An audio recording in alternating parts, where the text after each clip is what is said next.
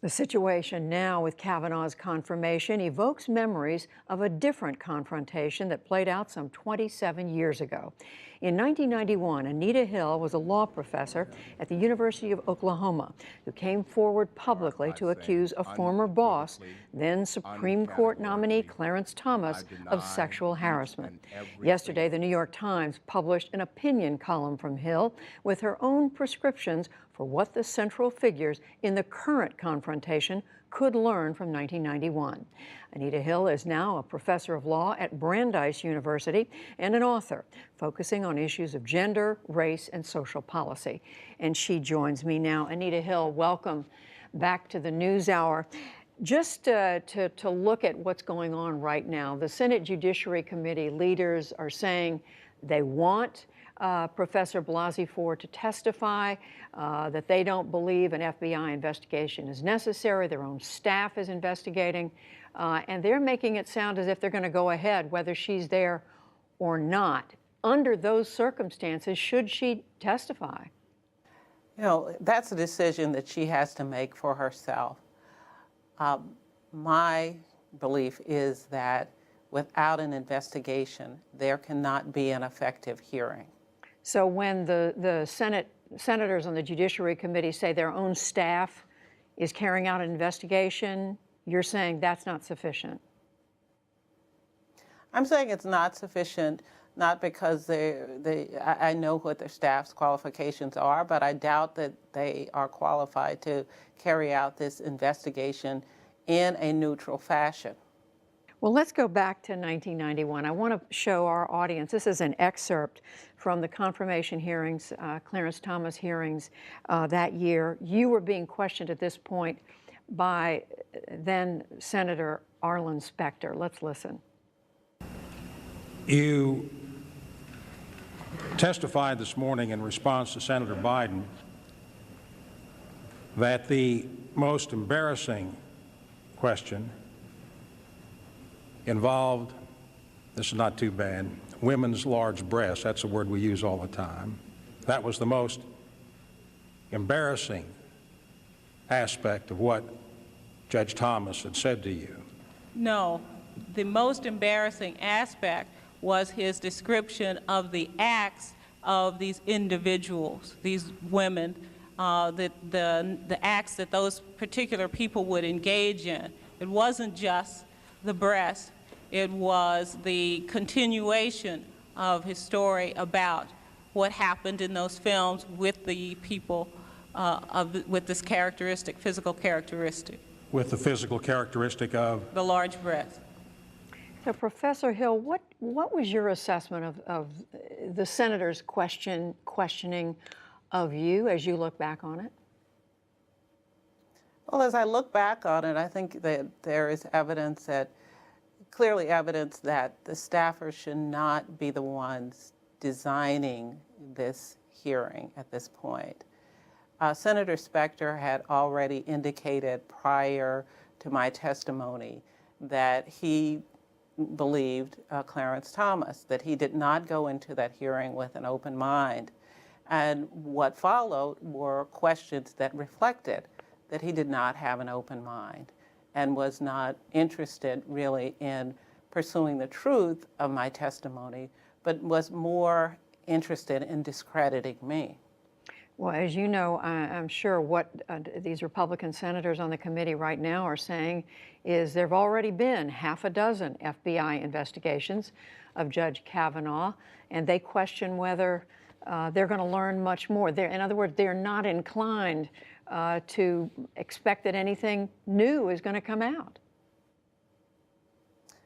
And the senators have already indicated that they have made up their mind about this individual. All of this, to me, just points to the fact that they are not prepared to have this hearing.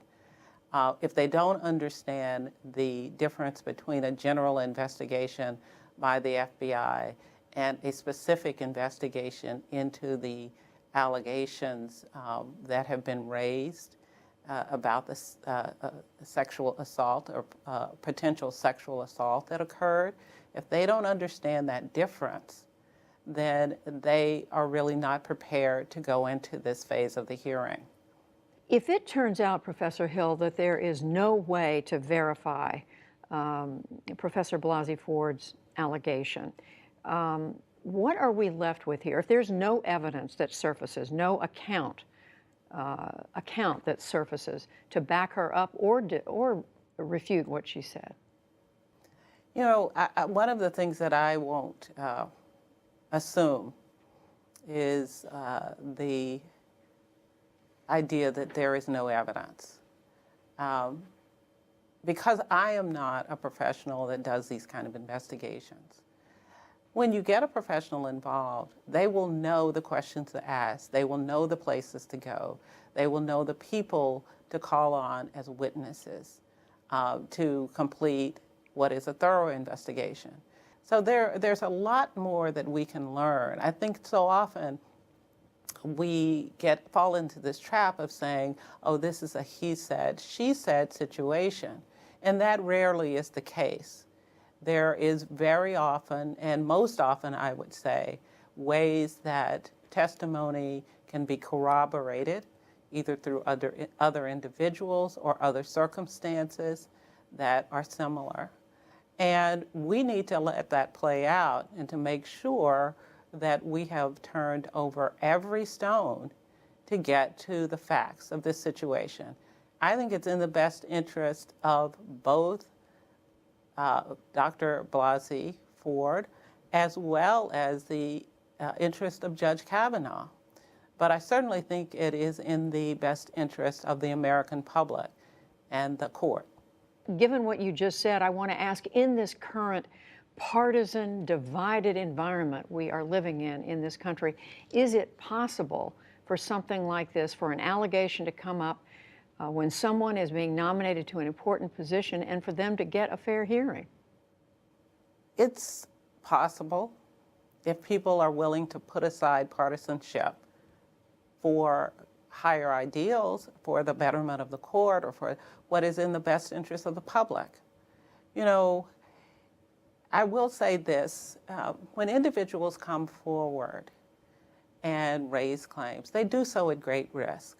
We know from the information that has been published and the story that has followed since Dr. Blasey was revealed as the person who wrote the letter and gave it to her representative. We know that, in fact, there have been threats to her life. We know that she is now in hiding because of those threats. We can't promise her an outcome in a fair hearing, but what we ought to be able to promise her is a fair hearing and a thorough investigation. And I think it's a reflection not only on this particular hearing, but also a reflection on the ability of individuals who are our representatives to do their job, especially when it comes to the Supreme Court. I think it's ironic that we have senators who are deciding about who is going to sit on the highest court, but they can't really put a partisanship aside long enough to put together a fair hearing to get to the truth about this situation. Professor Anita Hill, we thank you very much. Thank you.